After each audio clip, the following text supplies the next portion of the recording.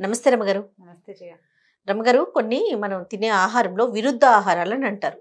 అంటే ఒకటి తిన్న తర్వాత ఇంకొక ఆహార పదార్థం తిన్నామనుకోండి, మనకు బాడీకి మంచిది కాదని, స్కిన్ ప్రాబ్లమ్స్ అని, హెల్త్ ఇష్యూస్ అని వస్తూ ఉంటాయి అంటారు. సో అలాంటివి ఏ ఉంటాయి? నిజంగా అది కరెక్టేనా? నిజంగా అది కరెక్టేనంటే ఆయుర్వేదం ప్రకారం కొన్ని ఆహార పదార్థాలు ఒకదానికొకటి విరుద్ధంగా పనిచేస్తాయి. కొంత జీవన శైలి కూడా ఒకదానికొకటి విరుద్ధంగా పనిచేసే జీవన శైలి ఉంటుంది. ఎలా ఇప్పుడు మనం ఆయాసంగా ఎక్కడి నుంచో బాగా పరిగెత్తుకొచ్చి హైరాణగా ఇంట్లోకి వచ్చేసాం అనుకో, పరిగెత్తుకుంటూ మంచినీళ్ళు తాగచ్చా? తాగకూడదు అంటారు. ఆయాసం తీరాక మంచినీళ్ళు తాగాలి. ఆ ఆయాసంలో మనకి నీళ్లు నీళ్లు నీళ్లు నీళ్లు అనిపిస్తుంది, కానీ తాగకూడదు. ఎందుకు? అంత ఆయాస పడుతున్నప్పుడు అట్లా గొంతు అవి ఆరిపోతున్న ఉండగా మంచినీళ్ళు కనుక తాగితే యాడ్వర్స్గా దాని రిజల్ట్ వస్తుంది. కాబట్టి మనం కొంచెం సెటిల్ డౌన్ అయ్యాక మంచినీళ్ళు తాగాలి, అంతే కదా. అవునండి. అన్నం తినంగానే పరిగెత్తకూడదు, అన్నం తినగానే పరిగెత్తకూడదు, అలసట పొందే పని చేయకూడదు. ఇది మనకి సాధారణ నియమం, ఎవరికైనా సరే. ఎవరైనా ఇందులో ఆయుర్వేదము, హోమియోపతి లేకపోతే అలోపతి తేడాలు ఏం లేవు.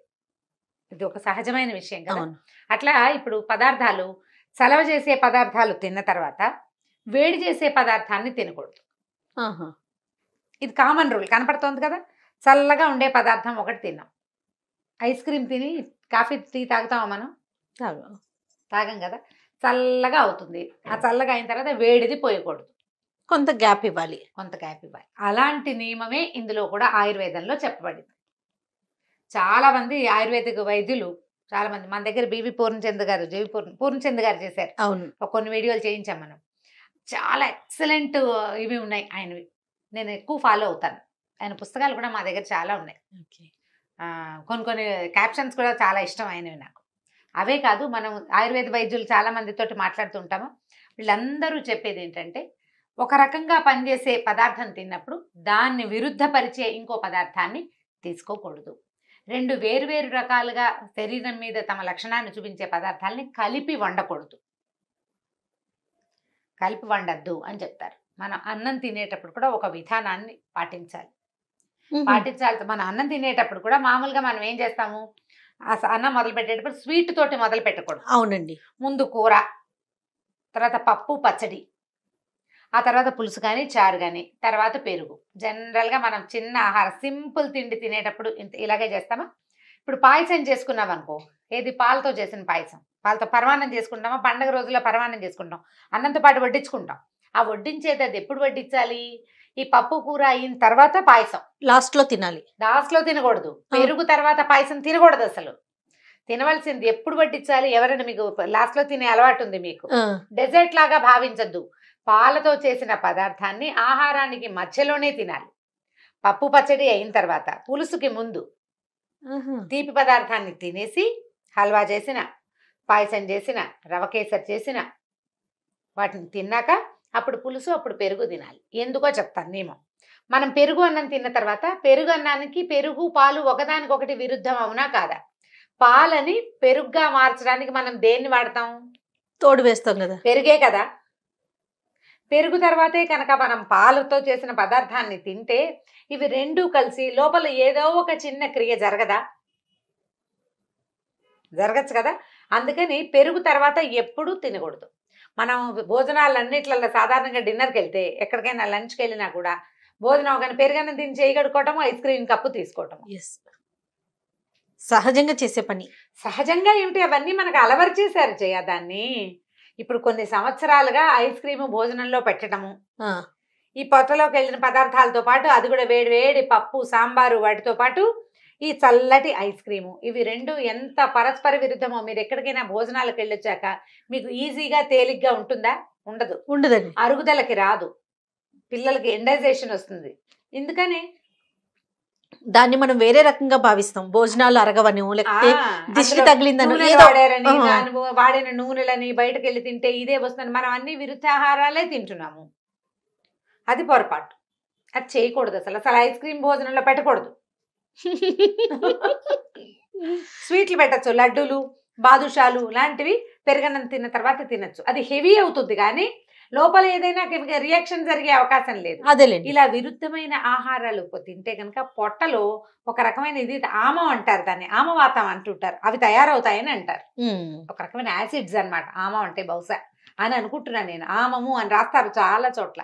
ఆమవాతం అనేది కూడా చూస్తుంటాం. పుల్లటి తేన్పులు వస్తాయి, పులి తేన్పులు వచ్చేస్తాయి సాయంత్రం అయ్యేసరికి. అదే రాత్రి 8 అయినా సరే మధ్యాహ్నం 3ంటికి తినదే గొంతులోకి వస్తూ ఉంటుంది. అవును, అవునండి. ఆ రావడానికి కారణం మనం స్వీట్ తింటమే. ఆ స్వీట్ని మధ్యలో తినేసేయాలి. ఈ ఐస్ క్రీమ్ని తినకూడదు. అలాగని భోజనం మధ్యలో ఐస్ క్రీమ్ తెచ్చుకు తిని తర్వాత పులుసన్నం కలుపుకుంటే మనం స్టూపిడ్ లా కనపడతాం చూసేవాళ్ళు. ఫన్నీగా కనిపిస్తాం. ఫన్నీగా కనిపిస్తాం. అసలు ఐస్ క్రీములు ఎత్తేయండి. నేనైతే తిన్ను జయ, ఎక్కడ లంచ్లో డిన్నర్లో ఐస్ క్రీములు తిన్ను. నాకు డైజెస్ట్ కాదు, నా సొంత ప్రాబ్లం అనమాట. ఐస్ క్రీమ్ తిన్నాను చచ్చాను అనమాట నేను. అప్పుడు నేను ఏ భోజనం చేయకపోతే ఒట్టి ఐస్ క్రీమ్ మాత్రమే తినాలి. అన్నం తిన్నాక ఐస్ క్రీమ్ తింటే సూట్ కాదు నాకు. చాలా సంవత్సరాలుగా నేను ఎప్పుడు తిన్నా. ఐస్ క్రీమ్ విడిగా తింటా, దాని ముందు వెనక ఏం ఉండకూడదు. అప్పుడు కూడా కొంచెం ఇబ్బందిగానే ఉంటుంది, కాకపోతే దాని మీద ఉన్న మోహంతో తినడమే, వ్యామోహం కొద్ది. ఇలా కలపకూడని పదార్థాలు సాధారణంగా మీరు సెర్చ్ చేయండి, ప్రతి వాళ్ళకి తెలుసు. అవునండి, నాన్ వెజ్ లో కూడా చాలా ఉన్నాయి. మినపప్పు పెరుగు కలపకూడదు అంటారు, పాలు మినుములు కలపకూడదు. రమ్మగారు చెప్తా, నాకు తెలుసు నీ వెంటనే నీ వచ్చే ప్రశ్న ఏంటో. మనం పెరుగు గారెలు చేసుకుంటాం. పెరుగావడలు నీవు మామూలు గారెలు 10-15 తినేవాళ్ళు టిఫిన్ లాగా పెరుగు గారెలు 2 లేదా 3 తింటాం. అవును, ఇవి ఎక్కువ చెయ్యము, ఎక్కువ తినము, రుచికి మాత్రమే తింటాం. నీకు గారెలు 15 తిన్నా తేన్పులు రావు. పెరుగు గారెలు తిన్నవాడు ఎంత మంచి డైజెషన్ ఉన్నవాడికైనా తేన్పు వస్తుందా రాదా? నిజం చెప్పుకోండి మీకు మీరు. పెరుగావడ తిన్నవాడికి గొంతులోకి రాకుండా ఉండదు. మనం బఫేలకి లంచ్లు గింజలకి వెళ్తే ఒక్కటి పెడతాడు ముద్దుగా, అంతే, ఒకటే. అది డైజెస్ట్ అవ్వదు 100%. మినుము పెరుగు కలపకూడదు. అది కూడా మనం రోజు వారం చేసుకోం. అవును, వారం గారెలు చేసుకునే వాళ్ళు కూడా 6 నెలలకు ఒకసారి పెరుగు గారె చేస్తారు. తక్కువ తింటాం, తక్కువ తినాలి, అది అరగదు, పొట్లోకి వెళ్ళాక తింటంగా ఉండదు. పాలు, పొట్లకాయ, సొరకాయ, బీరకాయ ఇవన్నీ పాలు పోసి వండుతారు. కొన్ని పొట్లకాయ, ఎగ్ లాంటివి కలిపి తినకూడదంటారు. తినకూడదు, అవి కలిపి. నాన్ వెజ్ తిన్నాక రమ్మగారు పెరుగు కానీ మజ్జిగ కానీ తీసుకోకూడదు. మరీ ముఖ్యంగా చేపలు తిన్నాక, ఫిష్ తిన్నాక తినకూడదు అని అంటారు. తినకూడదు అంటారంటే అవన్నీ కరెక్టే, పాతకాలం వాళ్ళకి బాగా తెలుసు, ఆయుర్వేద సూత్రాలు మనకు తెలియదు. కానీ ఈ విరుద్ధాహారాలు, కందిపప్పు, పప్పు అన్నం పెట్టాక పెరుగు అన్నం పెట్టచ్చు, అన్నంలో పాలు పోసి పెట్టకూడదు అంటారు. మామూలుగా చిన్నపిల్లలకి అన్నం పెట్టాం, పప్పు అన్నం పెట్టి పాలు అన్నం పెట్టకూడదు. పాలన్నం అవి కలిపి పెట్టేటప్పుడు పాలు అన్నం కలిపి పెడతామా, అందులో పంచదార, బెల్లం లాంటివి వేస్తే డైజెషన్ పాడవుతుంది. అన్నం మెత్తగా కలిపి, ఎందుకు ఏం వేయకర్ల, అన్నం మెత్తగా కలిపి పాలు పోస్తే పాలు కలిసిన అన్నమే రుచి. మేమైతే బెల్లం వేసుకుని తింటాం జయ. పాలన్నంలో బెల్లం వేసుకోవటం మాకు చాలా పాతలు. డెలివరీ అయ్యాక పెరుగు పోయారు కదా, మజ్జిగ పోయారు వాతం అని పాలు పోస్తారా, పాలు బెల్లం తినకూడదండి. తినకూడదు, అది డైజెషన్ అవ్వదు, డైజెస్ట్ అవ్వదంటారు. డైజెస్ట్ అవ్వదు అసలు. అమీబియాసిస్ లాంటి లక్షణం ఉంటే పొట్టలో బయటకు వచ్చేస్తాయి. పాలు బెల్లం తినేసరికి అలా 4-5 రోజులు తినేసరికి వచ్చేస్తుంది, డైజెషన్ అవ్వదు. ఈ డైజెస్ట్ కాని పదార్థాలను కలపకూడదు. చాలా మంది ఇడ్లీలో పాలు పోసి కలిపి పెడతారు. అవునండి, అసలు మినుము పాలు కలపనేకూడదు, మినుము పెరుగు కలపకూడదు చెప్తున్నాం క్లియర్గా. మరి ఇడ్లీలో పాలు పోయటం ఎందుకు? కాస్త చారు చుక్క పోయచ్చు కావాలంటే. కొంచెం రసం చేస్తామా, రసం పోస్తే కాస్త పలుచగా అవుతుంది. అసలు ఇడ్లీ కొంచెం చక్కగా మెత్తగా పల్చటి ఇడ్లీలు పెట్టండి, దిబ్బ ఇడ్లీలు పెట్టకుండా.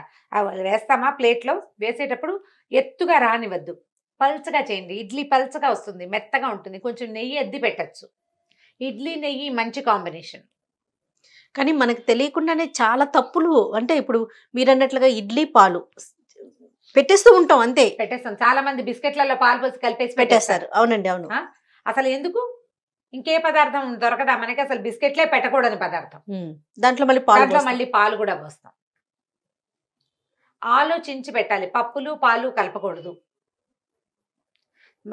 పెరుగన్నంలో అరటిపండు, మామిడి పండు మనం బాగా తింటాం చేయ, మన వైపు మరీ అలవాటు. చెక్కకాయలు పళ్ళు కనపడితే పెరుగన్నంలో వేసుకోవాలి.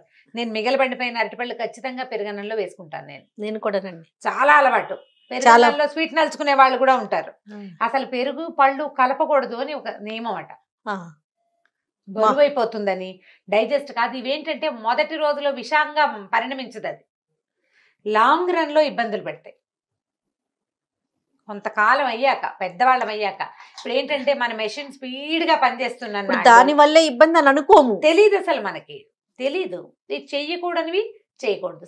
అన్నం తినంగానే స్నానం చేయటం, అవును, రాత్రి పడుకునే ముందు స్నానం చేయటం. అసలు రాత్రిపూట స్నానమే చాలా పొరపాటు, ఆరోగ్యం కాదది, వాతం చేస్తుంది ఒంటికి. రాత్రిపూట పడుకునేటప్పుడు స్నానం చేసి పడుకుంటారు చాలా మంది. మనకి ఇదివరకు ఉండేదా జయ అట్లా? ఇదివరకు సాయంత్రం పూట చేసేవాళ్ళు, సాయంకాలాలు చేస్తారు, సాయంత్రం కాదు, రాత్రి స్నానం సంగతి చెప్తున్నాను. రాత్రి భోజనం చేసి అవును, ఒక గంట పోయాక పడుకునే ముందు ఒక చెంబు నీళ్లు పోసుకుని పడుకుంటే హాయిగా ఉంటుందని, చెమటలు పోయకుండా ఉంటాయని ఎండాకాలం చాలా మంది చేస్తూ ఉంటారు. అది చాలా తీవ్రమైన అనారోగ్యానికి దారితీస్తుంది. అది కూడా అంత మంచిది కాదు, వాతం చేస్తుంది ఒంటికి అని చెప్తారు. ఇప్పుడు ఒంటికి వాతం అవన్నీ మనం నమ్మం, అవేం లేవంటాం. జలుబు మనకి తెలుసు కదా, చక్కగా తెలుసు. ఇప్పుడు జలుబు చేయకుండా ఒంట్లోంచి సెగలు వస్తున్నట్టుగా, హాట్ ఫ్లషెస్ వస్తున్నట్టుగా ఉండటం కూడా మనకు తెలుసు కదా. అవునండి, ఈ రెండు ఎక్కడి నుంచి వచ్చాయి? మన శరీరం నుంచే కదా. శుభ్రంగా ఉన్నావు, రాత్రి పడుకున్నావు, తెల్లారులేసరికి ఒళ్ళు నొప్పులు, బరువు వస్తాయి. ఏదో ఒక రియాక్షన్ జరిగింది కదా శరీరంలో. తెల్లవారు లేచేసరికల్లా లెథర్జిక్ గా ఉండటం, బద్ధకంగా ఉండటం, బరువుగా ఉండటం. ఏసీలు కూలర్లు వేసుకుని పడుకున్న వాళ్ళకి ఎక్కువగా కనపడుతుంది. ఆ చల్లదనం వల్ల వాళ్ళ ఒంటికి వచ్చిన ఇబ్బంది, దాన్నే వాతం అంటారు, వాయువు అంటాం. అదే మనం శుభ్రంగా తినేటప్పుడు అన్ని 4 స్వీట్లు వేసుకొని అన్నం, పప్పు పచ్చడి, కందిపొడి వేసుకుని తినేస్తాము. ఒక 2-3 గంటల తర్వాత పొట్టకు తేన్పు వస్తుంది, కడుపులో మంట వస్తుంది, విసుగు వస్తుంది, సోడా తాగుదామనిపిస్తుంది, నడుద్దామనిపిస్తుంది, ఎప్పటికీ పొట్టలో బరువు తీరదు. ఇవన్నీ ఎక్కడి నుంచి వచ్చినాయి? మనం తినే ఆహారం వల్లే కదా. ఆహారం వల్ల లోపలికి వెళ్ళాక అది దాని ఇష్టారాజ్యంగా ప్రవర్తించి, మనం తిన్న ఫుడ్, మన పొట్టలో ఉన్న మెషిన్, అవి రెండింటికి కాంబినేషన్ సెట్ అవ్వక ఇబ్బంది పడుతున్నాం మనం. దానికి ఏదో ఒక పేరు పెట్టారు పాతవాళ్ళు, ఆయుర్వేద రీత్యా కొన్ని పేర్లు ఉన్నాయి దానికి. అరుగుదలకి రాకూడదు, అజీర్ణం, వాత పిత్త కఫ దోషాలు అంటారు కదండి. ఇప్పుడు ఇవి ఖచ్చితంగా ఉంటాయి. నీకు ఫ్లమ్ చేరింది, కఫం. నీకు తరచూ ఒళ్ళు నొప్పులు, బాధలు వస్తున్నాయి, వాతం. వామిటింగ్ సెన్సేషన్ వస్తుంటుంది, అరుగుదలకి రాదు, గొంతులు తేన్పులు వస్తుంటాయి పైకి, దాన్నే పిత్తం అంటారు.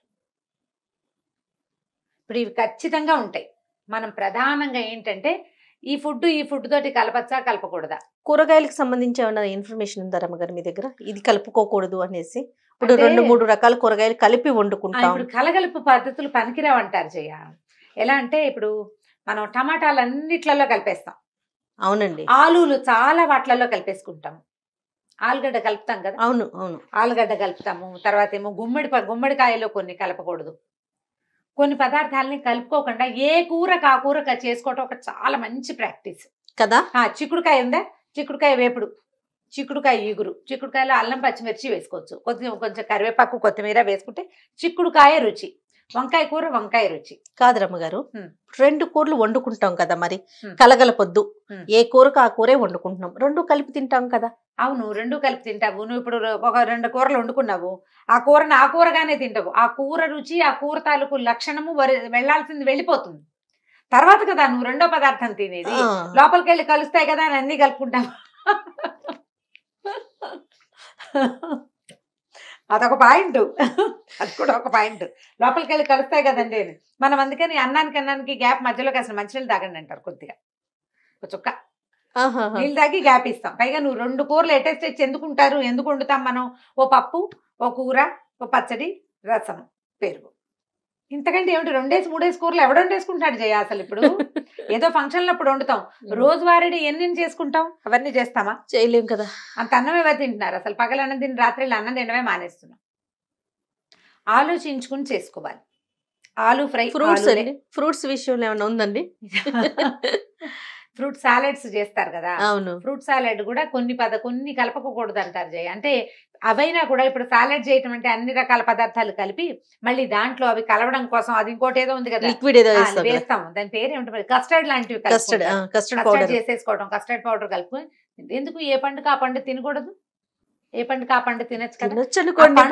అదొక కొత్త ఆహార పదార్థం అని ఒక ఫీల్ కదా రమ్మగారు. ఎప్పుడైనా తింటాం కదా, ఎప్పుడన్నా కదా తింటాం. అందులో పాలు పోసి అవి పోసి. ఫ్రూట్స్ మిల్క్ కలపకూడదు అంటారు సాధారణంగా. పాలు పళ్ళు కలుపుకోకూడదు. ఇప్పుడు పుల్లటి పళ్ళు ఉంటాయా? అందులో సిట్రస్ ఫ్రూట్స్ ఉంటాయి కదా, సిట్రస్ ఫ్రూట్ పాలు కలిపితే ఎట్లా విరిగిపోతాయి కదా పాలు పులుపు తగిలేసరికి. దానిమ్మలో కూడా కొంత సి విటమిన్ ఉంటుందా? మరి కమలాలు, బత్తాయిలు, ఇవన్నీ గ్రేప్స్ ఇవన్నీ పులుపు కదా, వీటిలలో పాలు పోస్తే ఇట్లా విరుద్ధమైపోలా? ఏ పళ్ళకి ఆ పళ్ళు తినండి, ఎప్పుడైనా సాలెడ్ తినండి ఒక్కసారి, రోజు అవి తినం కదా. శుభ్రంగా అన్ని ద్రాక్ష పళ్ళు తినండి. ద్రాక్ష పళ్ళు తిన్నాక పిల్లలకి పాలు కలిపివద్దు. కమలాలు, ద్రాక్షలు అవి తిన్నప్పుడు పాలు తాగకూడదు. కలుపుకోవడం సంగతి పక్క పెట్టు.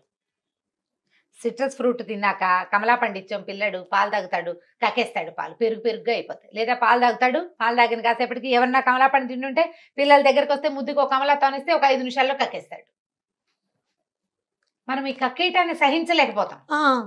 పిల్లడు కక్కేస్తే అందరు పిల్లలు ఊరుకోరు, కొంతమంది ఏడ్చి గగ్గోలు పెట్టి సొమ్మసిల్లిపోతారు ఆ చిన్న వామిటింగ్కి. మనం చేసిన పని ఏంటి? పాలు తాగిన పిల్లడికి కమలాతోన పెట్టాం. మనం ఎక్కడ ఆలోచిస్తాం? పాలు బాగోలేదు, బాటిల్ సరిగ్గా కడగలేదు, ఇట్లా ఆలోచిస్తాం తప్ప కమలానే కారణం అనుకోము. చూసుకోవాలి. కొంచెం కష్టమే కదా రమ్మగారు. అంతే. ఇంకొకటి ఉంది చెప్తానండి నీకు, చాలా ఇంపార్టెంట్ మ్యాటర్. పొద్దున్నే ఇడ్లీ దోశ ఏదో చట్నీ తింటామా, ఇడ్లీ సాంబార్ తినేస్తాం, దాని తర్వాత కాఫీ తాగకూడదు. Idli sambar with coffee. కానీ జయ నాకు ఎప్పుడు మేము ఎక్కడికైనా ఊరు వెళ్ళినప్పుడు జనరల్గా ఇక్కడ బయట టిఫిన్లకు వెళ్ళే అలవాటు లేదు మాకు. సంవత్సరంలో ఒకసారి లేదా 2 ఏళ్ళకు ఒకసారి బయటికి వెళ్ళేది మేము ఊళ్ళో ఉంటే.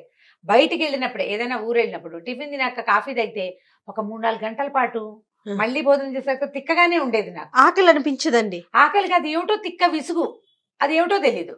తర్వాత నేను ఒకసారి ఒక ఆర్టికల్ తెలుసుకుని చదువుకున్నాను. చదివాక నాకు అర్థమైపోయింది అనమాట, ఓహో నేను ఈ పొరపాటు చేస్తున్నాను. నేను కాఫీ ఎత్తేసాం లిస్ట్లో ఇచ్చి. టిఫిన్ తింటే ఓన్లీ టిఫినే తిను, కాఫీ తాకు. టిఫిన్ తిన్న వెంటనే కాఫీ ఆ టీ ఏదైనా తాగుతారు జనరల్ గా. రమ్మగారు మీకు తెలుసా, బిర్యానీ తిన్నాక టీ తాగుతారండి చాలా మంది, ఎందుకంటే తొందరగా అరుగుదలకు వస్తుంది అని. మరి అది నిజమో కాదో తెలీదు. బిర్యానీ సంగతి నేను చెప్పను, కానీ పెరుగన్నం తిన్నాక టీ తాగటం మాత్రం చాలా పొరపాటు. బిర్యానీ సంగతి చెప్పరా? బిర్యానీ సంగతి నాకు తెలీదు. బిర్యానీలో కూడా పెరుగు వేసుకుంటాం కదా, పెరుగు వేసుకుని నలుచుకుని తింటారు కదా, రైతాలు వేసుకుంటారు. అవునండి. వీటి తర్వాత టీలు అవి తాగకూడదు. ఘనాహారాన్ని తీసుకున్న తర్వాత వేడి ద్రవ పదార్థాలను తీసుకోకూడదు. అది కూడా పచనం చేయబడింది. మంచినీళ్ళు తాగండి, వేడి నీళ్లు చాలా మంచిది. భోజనం తర్వాత కాసిన ఒక హాఫ్ అన్ అవర్ గ్యాప్ ఇచ్చి నిమ్మరసం కలిపిన వేడి నీళ్లు తీసుకోండి, ద బెస్ట్. మీరు హెవీగా భోజనం చేసినప్పుడు ద బెస్ట్. వేడి గోరువెచ్చటి నీళ్ళు తీసుకోండి, ఆరోగ్యానికి మంచిది. ఐస్ క్రీమ్ని అన్నం తిన్న తర్వాత తినద్దు. భోజనం తర్వాత డెజర్ట్ తినాలి అంటే లడ్డూలు అలాంటివి తీసుకోవచ్చు, స్వీట్. పాయసం కానీ ఐస్ క్రీమ్ కానీ అంత మంచిది కాదు భోజనం తర్వాత. ఈ మొదటి రోజున తినగానే నాకేం లేదండి మేము శుభ్రంగా తింటాం, మేము ఎన్నేళ్ళ నుంచో తింటున్నామని చెప్తారు ఖచ్చితంగా. అవునండి. అవును. ఇప్పుడు మనం డాక్టర్ గారితో మాట్లాడినప్పుడు కృష్ణ కిరణ్ గారు మనకు అలాగే చెప్పారు, ఇప్పుడేం ఉండదు, ఇప్పుడు బాగానే ఉంటావు నువ్వు. దీని తాలూకు ఎఫెక్ట్ నువ్వు లోపల నీ మెషిన్ని నువ్వు పాడు చేసింది, చిన్నగా చేసింది నీ ఆఫ్టర్ 45 ఆ వ్యవహారం బయటపడుతుంది. నువ్వు చిన్నప్పుడు చేసిన దానివల్ల ఇది వచ్చిందని నీకు తెలియదు. నేను చిన్నప్పుడు ఇలా చేసా అందుకు నాకు ఇలా వచ్చింది కాబట్టి మీరు ఇలా చేయకండి అని మీరు పిల్లలు కూడా చెప్పలేకపోతారు, మీకే తెలియదు. మీరు ఈ గుర్తించలేకపోతాం. ఇది చెయ్యకూడదు అన్నప్పుడు చేయడం మానేయాలి. వాడెవడో చేశాడు వాడికి ఏం కాలేదు నాకు అవుతుందా అలాంటి ప్రశ్నలు వేయకూడదు. చేయకూడదు అంటే చేయకూడదు అంతే. ఇప్పుడు మనం ఏదో కొంచెం వేగ్గా చాలా కొన్ని విషయాలు ముందు ప్రధానమైంది పరస్పర విరుద్ధాహారాలు ఏమిటి అనేది ఆన్ యువర్ ఓన్ బ్రౌజ్ చేసి చూసుకోండి. మీ తినే ఆహార పదార్థాలు ఏవేవి విరుద్ధంగా ఉన్నాయో వేటిని మీరు కలుపుకుంటున్నారో దాని మీద శ్రద్ధ వహించండి. దానివల్ల పిల్లల ఆరోగ్యాలు బాగుంటాయి, మీ ఆరోగ్యం కూడా ఫర్దర్గా ముందుకెళ్లే కొందికి సమస్యల పాలవ్వకుండా ఉంటారు. ఇవాళ రేపు పేరు చెప్పలేని, దేనివల్ల వచ్చిందో తెలియని, ఏ రకంగా క్యూర్ అవుతుందో అర్థం కాని ఆటో ఇమ్యూన్ డిసీజెస్ విపరీతంగా ఉన్నాయి. అవునండి. వాటికి పేరు లేవు, అన్నిటికీ ఆటో ఇమ్యూన్ అంటారు. వాటిలలో చాలా వాటికి కారణం మన తాలూకు ఈ లైఫ్ స్టైల్ ప్రాబ్లమ్సే. మన లివింగ్ లో మనం అలవర్చుకున్నవి. అందరూ పెడుతున్నారు మనము పెడతాం, అందరూ తింటున్నారు మనము తింటుంటాం. దానిని మార్చుకోండి, దానికోసం ప్రయత్నం చేయండి. కనీసం ముందు నాలెడ్జ్ పెంచుకోవాలి. రైట్ రమ్మ గారు, నమస్తే. నమస్తే జయ. ఈ వీడియో కనుక మీకు నచ్చినట్లయితే లైక్ చేయండి, షేర్ చేయండి. మరిన్ని వీడియోస్ కోసం మా ఛానల్ని సబ్స్క్రైబ్ చేసుకోండి.